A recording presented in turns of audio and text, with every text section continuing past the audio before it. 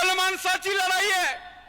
संतोष अण्णांच्या बाबतीमध्ये जे घडलं ते उभ्या देशाने या ठिकाणी पाहिलेलं आहे।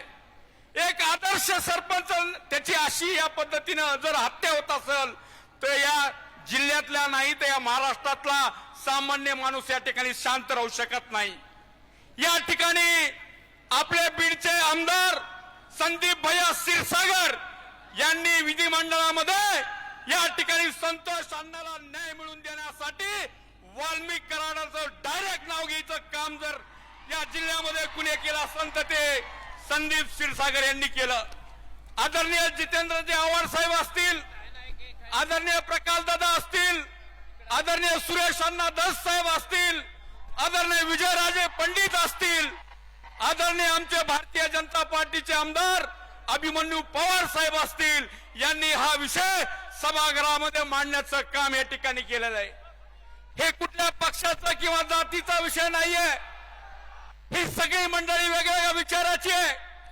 परंतु या राज्याच्या सभागृहामध्ये ज्या ज्या ठिकाणी अन्याय होतोय तो मांडण्याचं काम या मंडळीने या ठिकाणी केलेलं आहे।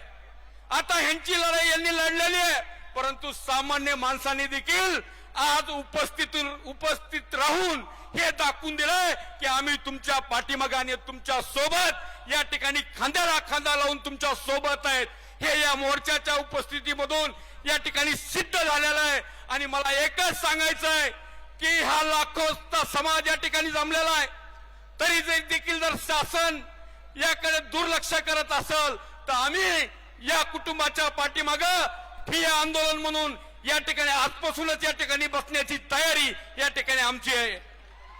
या ठिकाणी वाल्मिक कराड आणि धनंजय मुंडे यांचा राजीनामा या ठिकाणी झालाच पाहिजे अशी आमची या ठिकाणी मागणी आहे।